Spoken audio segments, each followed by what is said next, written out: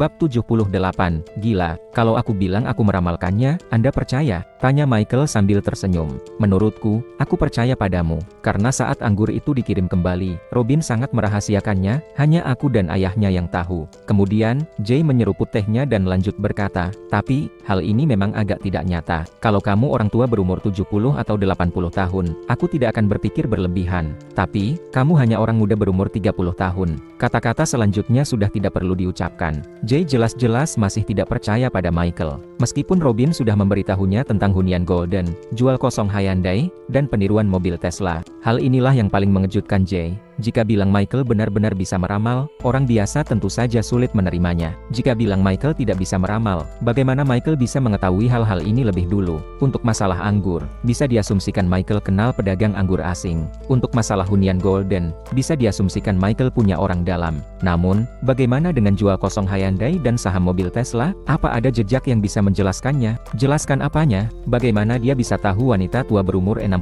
tahun itu membuat onar di pameran mobil? Bagaimana dia bisa tahu penanggung jawab stan mobil Hyundai sesombong itu? Bagaimana dia bisa tahu kapan saham mobil Hyundai akan jatuh? Bagaimana dia bisa tahu nilai saham tunggal mobil Hyundai akhirnya benar-benar turun jadi 6,8 juta? Angkanya bahkan sangat tepat. Jujur saja, bahkan dengan mental Jay, dia tetap menarik napas dalam saat mendengar Robin mengatakan ini. Bahkan dia merasa Michael ini sedikit menakutkan. Dan saat bertemu hari ini, pikiran Jay terguncang lagi. Apa bedanya pria muda yang duduk di hadapannya ini dengan orang biasa? Selain wajahnya yang tampan, ada banyak orang seperti dia. Tak peduli kakek percaya atau tidak, semua ini aku ramal, ujar Michael. Dia juga merasa sedikit tidak berdaya. Dia tidak bisa bilang pada Jay bahwa dia bisa mengetahui masa depan, kan? Kalau begini, takutnya dia akan langsung ditangkap untuk dijadikan percobaan. Nanti seseorang akan datang. Kebetulan dia mengalami masalah beberapa hari ini. Bisakah kamu bantu ramal dia untukku? Tanya Jay dengan senyum terpaksa. Tanpa menunggu Michael berbicara, Robin langsung berkata, kakek, sebenarnya apa maksud Anda? Kamu tidak senang Kak Michael menghasilkan uang dari obat-obatan, juga tidak percaya Kak Michael bisa meramal. Kalau terus begini, persahabatan yang kujalin dengan Kak Michael akan hancur karenamu. Jay menghela napas dan berkata, beberapa waktu ini pamanmu sangat khawatir sampai tidak bisa tidur. Aku juga bukannya mau mempermalukan Michael. Aku hanya merasa kalau Michael punya kemampuan ini, dia bisa membantu. Kak Michael juga bukan bodhisatwa, mana bisa bantu semua orang, ujar Robin tidak senang. Kalau Michael merasa kesulitan, lupakan saja, ujar Jay sambil melihat Michael. Sebaliknya, Michael tersenyum dan berkata, Pak Layem Chandra dari kantor cabang Samudera. Jay tertegun, kemudian, dia tiba-tiba menatap Michael dan matanya memancarkan cahaya yang kuat. Sesaat kemudian, cahaya ini langsung ditahan olehnya. Tentu saja, kamu juga melihat berita beberapa hari ini, ujar Jay. Awalnya, dia terkejut bagaimana Michael bisa tahu identitas orang itu. Namun, mengingat berita yang tersebar beberapa hari ini, dia langsung lega. Michael juga tidak mengatakan apa-apa lagi. Tampaknya dia harus berperilaku baik agar mantan pejabat setempat ini percaya padanya. Meskipun sekarang Tom Gunadi adalah pemimpin kota Samudera, hak bicara yang sesungguhnya masih ada di tangan Jay. Asalkan bisa mengambil hatinya, maka rencananya selanjutnya bisa dilakukan dengan mudah.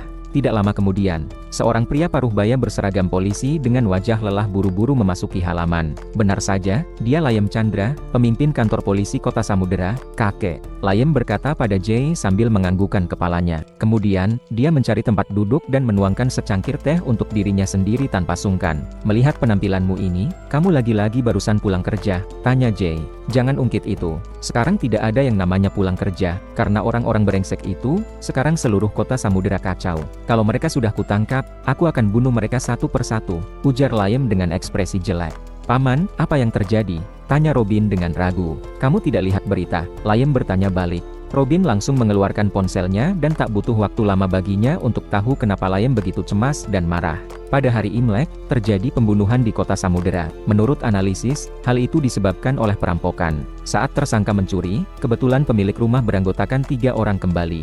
Lupakan saja jika hanya satu kasus ini. Namun setelah itu, terjadi 2 kasus besar lagi, dan modus kejahatannya sama persis dengan kasus pertama. Di antaranya, ada 1 orang tua tak berkeluarga dan 2 anak-anak yang belum berusia 10 tahun. Mau kaya, akan tetap membunuh. Tempat kejadiannya sangat mengerikan. Modus kejahatannya sangat kejam hingga membuat orang marah. Zaman sekarang ini, jangankan kota samudera, meskipun melihat di seluruh negara bebas tanah, kasus seperti ini sangat sedikit. Sebagai Kepala Manajemen Keamanan Publik Kota Samudera, bagaimana mungkin Layem tidak pusing? Namun, dibandingkan dengan jabatannya, Layem lebih marah atas kebrutalan para tersangka itu. Terkadang Layem pun ingin berhenti kerja, kemudian mencari orang-orang ini dengan identitas orang biasa, kemudian memperlakukan mereka seperti mereka memperlakukan orang lain.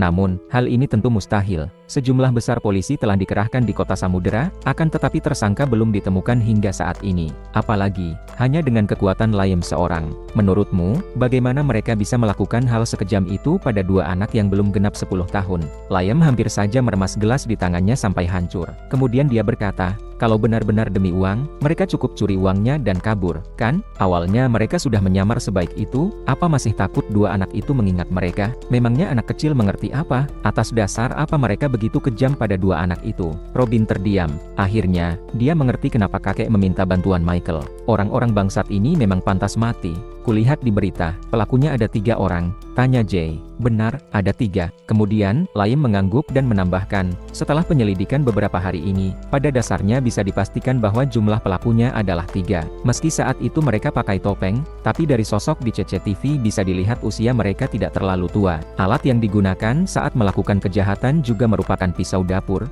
palu, dan lainnya yang ada di rumah korban. Paman, apa tidak ada sidik jari? Tanya Robin. Mereka pakai sarung tangan sekali pakai dan semua sudah dibakar oleh mereka, jawab Layem sambil menggelengkan kepala. Dia berhenti sesaat, kemudian berkata lagi, orang-orang ini sudah gila. Sekarang aku hanya khawatir mereka akan menyerang warga lain lagi. Robin dan Jay mengerutkan kening mendengar ini. Jika pelaku tidak ditangkap, warga Kota Samudera tidak akan bisa hidup tenang. Dilihat dari modus kejam kasus-kasus ini, sangat sulit memastikan bahwa mereka tidak akan melakukan hal-hal gila lagi. Michael, Jay menatap Michael tanpa sadar. Pada saat ini, Layem baru menyadari keberadaan Michael. Kakek, ini orang yang mau Anda perkenalkan padaku? Tanya Layem. Ya, jawab Jay sambil mengangguk tipis. Halo, ujar Layem. Setelah menyapa Michael, Layem mengerutkan kening dan kembali berpikir keras. Dia yang sekarang benar-benar tidak bisa memikirkan hal lainnya. Pak Layem. Pada saat ini, Michael tiba-tiba membuka mulut. Jumlah pelaku seharusnya 5, kan? Bab 79. Situasi darurat. Mendengar ucapan Michael, Robin terkejut. Kemudian menunjukkan ekspresi kegirangan. Tidak disangka Michael akhirnya berbicara. Dengan begitu, hal ini pasti lebih mudah. Jay juga menatap Michael. Namun, berbeda dengan Robin, wajahnya dipenuhi ekspresi kebingungan. Paman Layem, jangan diam saja, Michael sudah berbicara, teriak Robin pada Layem. Baru di saat itulah Layem tersadar dari pikiran di kepalanya. Hah, kalian bilang apa tadi? Pak Layem, saya bilang tersangka bukan 3 orang, melainkan 5 orang, ucap Michael. Kali ini dia tidak mengatakannya dengan intonasi bertanya, melainkan dengan sangat yakin. Bagaimana kamu tahu? Tanya Layem. Saya ramal, jawab Michael. Layem mengernyit. Sebenarnya, hari ini dia datang ke kediaman Gunadi, karena Jay yang memintanya datang. Sedangkan, terkait masalah Michael, Layem kurang lebih pernah mendengar Jay membahasnya. Tapi, Jay tidak bilang telah mendapatkan berapa banyak uang atau semacamnya, hanya membicarakan kemampuan Michael. Masuk akal. Layem merasa bahwa ini benar-benar omong kosong. Tapi dia sangat menghormati Tuan Besar, dia tidak berani menunjukkannya di telepon dan hanya bisa datang sesuai dengan maksud dari Tuan Besar. Karena dia tidak percaya dan ditambah terus memikirkan petunjuk dari beberapa kasus ini,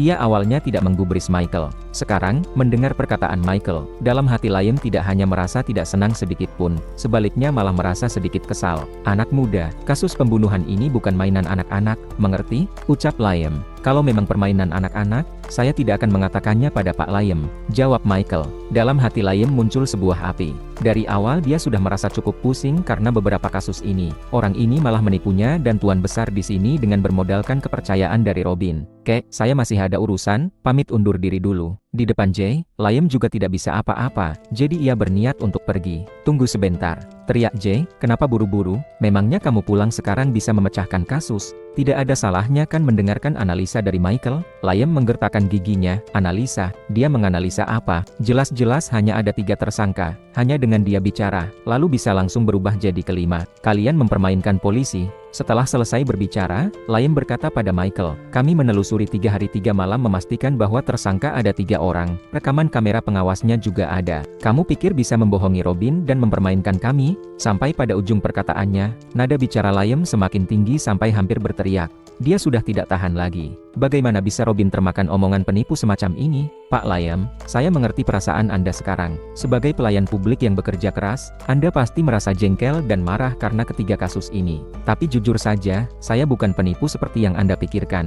Memang benar tersangka ada 3, tapi 2 lainnya bersembunyi di bagian yang tidak terlihat oleh kamera pengawas. Bagaimana kamu tahu? Tanya Layem sekali lagi. Michael tidak menjawab dan malah mengatakan, malam ini, tersangka akan beraksi sekali lagi. Mendengar perkataan ini, tubuh Layem bergetar hebat.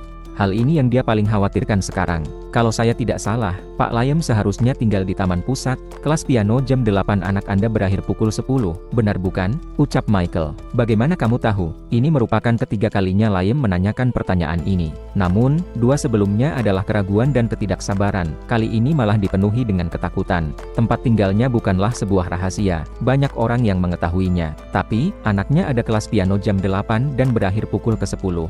Bagaimana bisa Michael mengetahuinya? Mendengar Michael menyebutnya satu persatu, target selanjutnya dari pelaku-pelaku tersebut adalah rumahmu. Ketika hal itu diucapkan, suasana seketika menjadi hening. Robin dan Jay memelototi Michael dengan wajah yang dipenuhi ekspresi tidak percaya. Hanya Layem yang berekspresi muram dan mengatakan, mereka ingin melawanku? Tidak, mereka malah tidak tahu itu adalah rumahmu. Mungkin bagi mereka, rumah yang tuan rumahnya tidak pulang beberapa hari adalah sasaran empuk, kata Michael sambil menggelengkan kepala. Layem menghirup udara dingin. Dari kasus ini terjadi sampai saat ini, dia tidak pernah sekalian pulang ke rumah. Bahkan festival musim gugur pun tidak dirayakan di rumah. Ada banyak tempat yang tidak ada prianya, misalnya mereka yang sepanjang tahun bekerja di luar. Kenapa mereka harus memilih rumahku? Layem masih sedikit tidak percaya, atau dia tidak bersedia untuk percaya. Kalau saya bilang, peruntungan Pak Layem bagus, Bapak tidak akan memukul saya, kan? Kata Michael dengan senyum pahit di wajahnya. Begitulah kenyataannya. Dalam prediksinya terhadap masa depan, pelaku tidak memiliki jejak kasus yang bisa disebutkan dan bukan dengan sengaja ingin melawan orang tertentu. Istri dan anak Layem menjumpai hal ini murni karena mereka beruntung. Kalau bukan karena hari ini Michael datang ke kediaman keluarga Gunadi, sangat jelas akhir dari keluarga Layem. Setelah dari sini, beberapa tersangka itu baru tertangkap setelah melakukan kejahatan 2 kali lagi. Kamu tidak sedang membohongiku, kan? Wajah Layem muram hampir mau meneteskan air mata. Kerahkan saja pihak kepolisian. Michael menyeruput teh dengan pelan. Malam ini jam 11, tersangka akan mengetuk pintu rumahmu. Di saat itu, istrimu sedang mandi dan anakmu yang akan membukakan pintu. Semalam itu mereka mengetuk pintu dan bukannya mencongkel kunci. Memangnya mereka pikir, malam itu masih akan ada orang yang membukakan pintu untuk mereka? Kedua mata Layem mulai menyipit. Rumah kalian menggunakan kunci sidik jari, mereka tidak bisa mencongkelnya, makanya mereka mengetuk pintu, ucap Michael. Kalau kamu membohongiku, bagaimana? Ucap Layem dengan tatapan mematikan ke Michael. Michael mengangkat bahunya. Sekarang sudah pukul 8:30. Jika Pak Layem tidak segera mengerahkan tenaga kepolisian, maka semuanya akan terlambat. Sebaiknya Anda gunakan pakaian kasual dan masuk dari garasi basement. Jangan masuk ke rumah, karena mereka sudah ada di sana. Jadi sangat mudah untuk menemukan kalian. Oh iya, Michael tampaknya mengingat sesuatu. Ia mengatakan, di pintu belakang kompleks kalian, terparkir 3 buah sepeda motor. Plat nomornya tidak perlu kalian cek lagi. Ketiganya adalah hasil curian mereka. 2 orang tersangka yang belum kalian temukan, salah satunya menunggu di motor dan satunya lagi bersembunyi di dalam kolam air mancur belakang kompleks. Melihat Michael berbicara dengan logis, dalam hati Layem muncul perasaan tidak enak. Di saat ini, dia sangat bingung. Tidak percaya perkataan Michael, tapi khawatir dengan keselamatan istri dan anaknya. Setelah terdiam beberapa saat, Layem mengatakan, kalau aku benar-benar mengerahkan petugas kepolisian ke sana, tapi kenyataannya tidak seperti yang kamu katakan, aku akan jadi bahan tertawaan seluruh kota Samudera. Akan ada banyak orang yang mengatakan, dalam kondisi darurat, ketika orang-orang terancam bahaya, aku malah mengatasnamakan kepentingan umum untuk mendapatkan keuntungan pribadi dan menyalahgunakan fasilitas negara. Aku, Layem bekerja sampai saat ini, tidak berani mendambakan ketenaran dan hanya bekerja dengan keras, serta tidak mengabaikan satu hal sedikit pun. Kalau satu langkah hari ini salah, aku akan sangat menyesal terhadap negara dan masyarakat. Kamu tahu itu. Michael berdiri dan perlahan-lahan berjalan keluar. Tuan besar, Anda istirahatlah lebih awal. Aku pamit dulu. Jay tetap terdiam, bahkan kapan Michael pergi saja, dia tidak tahu. Saat sadar, di dalam ruangan hanya tersisa dirinya sendiri. Bab 80, Layem yang hatinya dipenuhi rasa takut. Pukul 9 malam, kompleks Taman Pusat. Pada waktu ini musim gugur, orang-orang yang berjalan-jalan di bawah sudah sangat sedikit. Di kompleks juga ada lampu, tapi gerbang kompleks tidak tampak ada orang sama sekali. Hanya ada 2 orang satpam yang duduk di pos satpam. Sebuah mobil pribadi masuk dari basement. Sampai dengan sekitar jam 10:40. Charles, sudah kubilang aku yang traktir hari ini, kenapa kamu keras kepala? Dari kejauhan datang beberapa pemabuk. Sekujur tubuh mereka penuh dengan bau alkohol dan saling memapah satu sama lain. Hari ini kamu memang benar naik pangkat, tapi aku juga naik gaji. 1 bulan sedikitnya 20 juta, tidak kurang darimu. Kamu ini, gengsian sekali. Mereka masuk ke kompleks sambil berbicara. Saat mereka tiba di air mancur, salah satu pria paruhbaya berjas, diam-diam melirik ke kolam air mancur di belakang. Biasanya dia langsung mengemudikan mobil ke basement, sesekali masuk ke kompleks dengan jalan kaki pun juga tidak banyak memperhatikan air mancur tersebut. Air mancur tersebut berbentuk lingkaran, pancurannya sudah dimatikan dan hanya ada air setinggi kurang lebih setengah meter. Sedangkan di kedua sisi air mancur ada tanaman pot yang bermacam-macam, menutupi setengah bagian dari air mancur. Dari pandangan yang tidak disengaja ini, jantung pria paruhbaya itu berdegup dengan kencang. Ia mengenakan kacamata inframerah yang tampak seperti kacamata rabun jauh. Dapat dilihat dengan jelas, di belakang salah satu pot tanaman itu terdapat seseorang yang sedang berjongkok. Tidak begitu jelas rupanya, tapi dapat dirasakan kalau orang tersebut sedang menunggu di sana menatapnya. Nyawa rasanya hampir melompat keluar dari dalam tubuh. Namun, pria paruhbaya bernama Laim ini masih bisa tertawa dan berkata, "Baik kalau begitu, lain kali aku yang traktir. Kamu tidak boleh rebutan lagi." "Oke, tidak akan rebutan lagi denganmu, lain kali kamu yang bayar." Di tengah pembicaraan, mereka berjalan semakin jauh. Ketika mereka telah memasuki pintu unit apartemen, wajah Laim seketika menjadi pucat. "Pak Laim," salah seorang di sampingnya memapahnya, di belakang air mancur itu. "Benar ada orang." Wajah Laim menunjukkan ekspresi dingin, kemudian mengangguk kecil. "Kalau begitu, aku akan mengabari rekan-rekan lain," ucap orang itu langsung. Laim dengan penuh martabat mengatakan, "Kita sudah susah payah menunggu mereka, jangan sampai mengusik mereka. Kali ini, aku pasti akan menyeret para bajingan ini ke pengadilan." Setelah selesai bicara, Laim segera membawa orang naik lift. Ia tinggal di unit 1 lantai 10, tapi mereka naik sampai lantai ke-14. Setelah menekan tombol lantai 17 dan lantai 20 lift, Laim menunggu orang-orang keluar dari lift, kemudian menyusuri tangga darurat unit 2 menuju koridor pemadam apartemen sebelah tempat tinggalnya. Dengan cahaya bulan, seluruh pintu rumah Laim terlihat dengan sangat jelas dari sini. Waktu perlahan-lahan berlalu. Kening Laim mengucurkan keringat dingin, dia sesekali melirik jam tangannya. Saat waktu telah sampai di jam 10:58 menit. Tiba-tiba muncul 3 bayangan keluar dari tangga darurat unit pertama. Mereka semua mengenakan topeng. Berbeda dengan topeng yang dikenakan ketika mereka beraksi sebelumnya. Kali ini adalah topeng kartun. Pemandangan ini membuat jantung Laim berhenti berdetak saat itu. Kata-kata yang diucapkan oleh Michael di kediaman Gunadi terngiang-ngiang di telinganya. Di waktu bersamaan, tidak tahu dari mana ketiga orang itu mendapatkan topeng tersebut. Mereka mencongkel sebentar kunci sidik jari rumah Laim, tapi pada akhirnya tidak berhasil. 2 menit lagi, adalah pukul 11 malam. Salah satu dari mereka mengangkat tangan dan mengetuk pintu masuk rumah Laim. Tok, tok, tok. Setiap ketukan rasanya seperti mengetuk hati Laim. "Siapa?" Suara yang familiar datang dari dalam rumah. "Aku teman ayahmu. Ayahmu memberikan coklat untukmu. Bukakan pintu dulu," ucap orang yang mengetuk pintu. Ucapan ini bisa dibilang ucapan rendahan, tapi kata coklat memiliki godaan yang besar bagi anak-anak. "Jangan dibuka, jangan dibuka." Keringat dingin mengalir di wajah Laim. Jelas anaknya tidak dapat mendengarkan perkataannya. Tidak lama kemudian, seberkas cahaya terpancar keluar dari sela pintu. Pintu terbuka, seketika. "Ayo!" teriak amarah Laim memecah kesunyian malam. Dia bahkan sudah dapat membayangkan kengerian di balik topeng mereka. Ketiga orang bertopeng itu mendentum dan menerobos masuk ke rumah Laim. Namun, tanpa menunggu gerakan mereka selanjutnya, satu persatu peluru bius ditembakkan ke tubuh mereka. Dalam waktu bersamaan, puluhan orang berbaju hitam bergegas keluar dari kegelapan dan menangkap ketiga orang itu. Laim berlari secepat mungkin menuju anaknya dan memeluknya. "Papa," anaknya masih belum menyadari situasi dan bertanya, "Apa ayah memberiku coklat?" Mata Laim yang memerah, seketika itu juga mengucurkan air mata. Pria tegar yang tak tergoyahkan ini, pada akhirnya tidak bisa menahannya lagi. Dia tidak bisa membayangkan jika hari ini dia tidak mendengarkan perkataan Michael. Entah apa yang akan terjadi. "Tuhan memberkati, Tuhan memberkati." Laim membawa anaknya masuk ke dalam rumah, lalu dengan keras menendang tubuh ketiga orang itu. Dia ingin membunuhnya, tapi dia tidak bisa melanggar hukum. Semurka apapun dia, juga tetap harus menyerahkan mereka pada hukum untuk ditindaklanjuti. "Pak Laim, Dion dan rekannya sudah menyelesaikan tugas mereka. 5 tersangka, tidak kurang satu pun," lapor salah satu bawahan. Laim akhirnya bisa merasa lega sepenuhnya. Setelah menyaksikan semuanya dengan mata kepala sendiri, dia sangat kagum terhadap Michael. Memang benar-benar luar biasa. "Pak Laim, apakah istri dan anak Anda baik-baik saja?" Bawahan tersebut berbicara, kemudian hendak masuk ke dalam rumah.